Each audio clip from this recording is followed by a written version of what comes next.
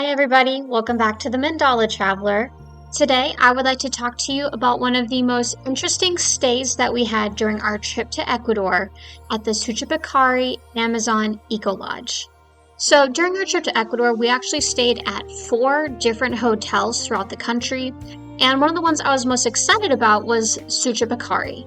Now, this lodge is in the middle of the Amazon jungle, so I knew it would be a little bit rustic, but it sounded absolutely amazing. I looked on the website and they had all sorts of different activities to enjoy, massages and spa treatments, and these really cute little cabins that we were going to stay in. So I was really excited about this, especially because my favorite stay in Costa Rica was at a jungle lodge as well.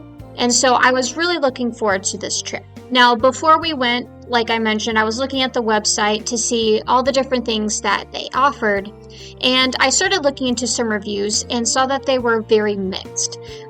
Some people really liked their stay, while other people had a lot of complaints about different things. And obviously you're going to have that with just about any hotel, but I thought that I would go ahead and share my experience with you guys today so you can decide if this is a place that you would want to stay at.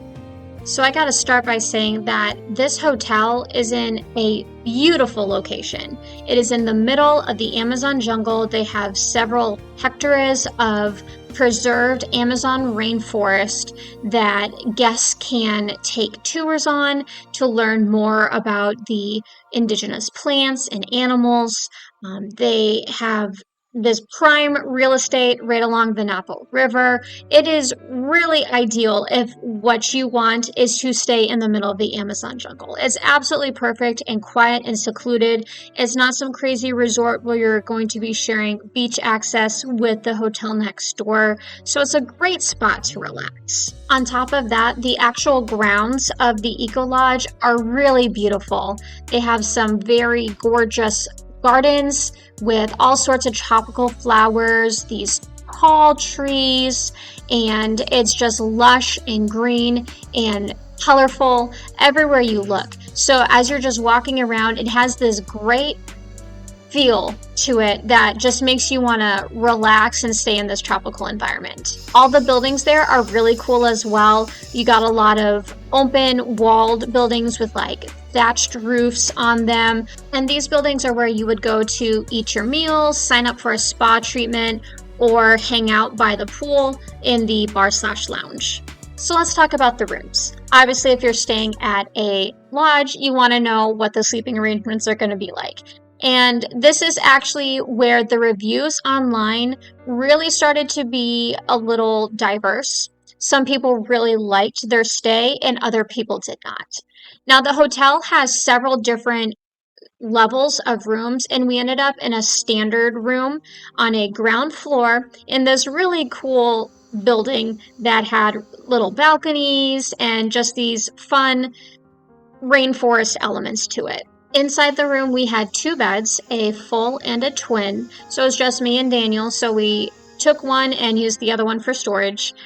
We had a shelving unit, some hooks by the door to hang up our wet stuff, which you're in the rainforest, you're going to have.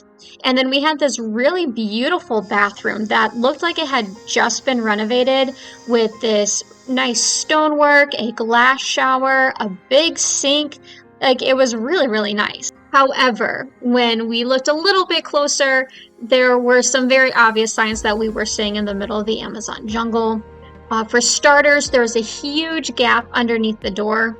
And as soon as we walked in, we turned on the lights, there were 2 jungle roaches just chilling there. Then they ran under the beds. Not my favorite. The windows on the lower part of the room were screened and glassed in, but one of my windows had a hole in it, and then the windows up above were only screened in, and those also had some different gaps as well. So there was definitely a lot of opportunities for critters to get in, and I did not sleep well the first night, just not knowing what was going to come crawling or slithering under the door.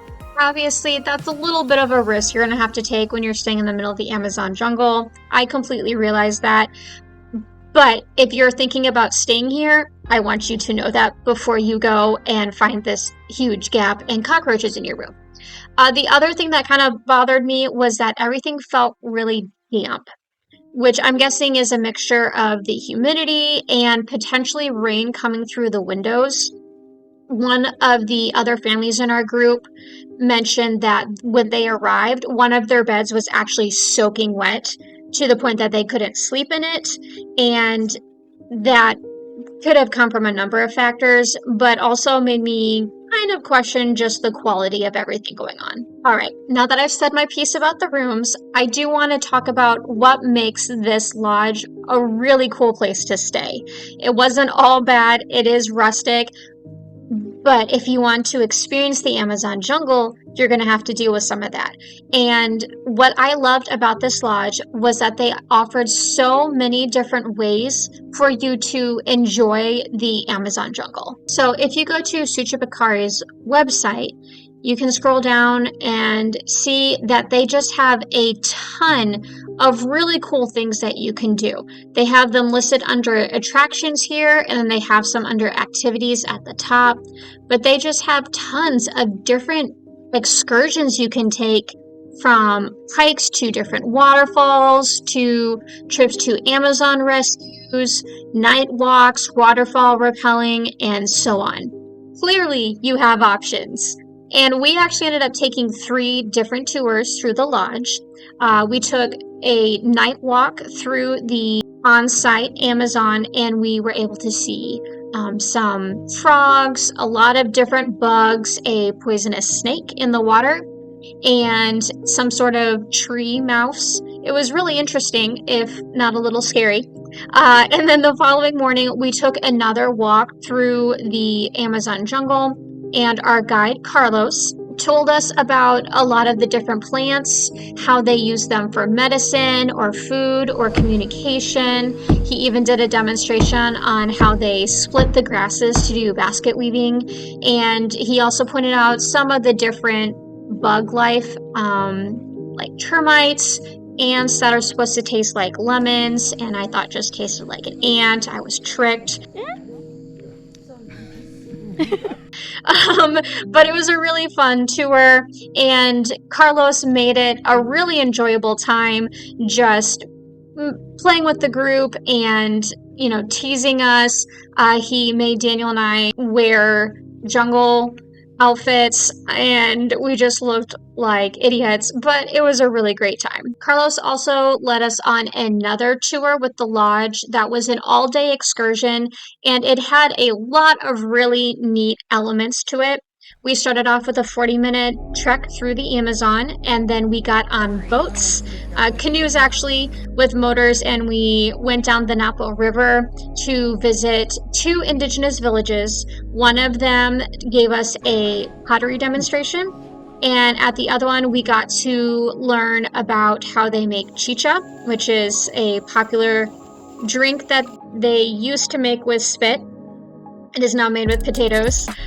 We got a traditional meal there. We got to try our skills with a blowgun. And then we got to see some caimans at Cayman Lagoon, which is their type of crocodile that they have in the Amazon. And then we also got to stop at this really cool animal reserve. It's a conservatory for animals that are rescued from the black market and poaching. And it's called Amazonico. It's got zoo in the name, but it is really just a wildlife refuge. They asked us not to take any pictures or videos of the animals that we're rehabbing, just because they don't want their work that they're doing to get misconstrued, as it is just a wildlife attraction. So I did get some pictures of the cute monkeys and turtles and other creatures that aren't in rehab, but just hang out there because it's a safe place for them to live in the wild.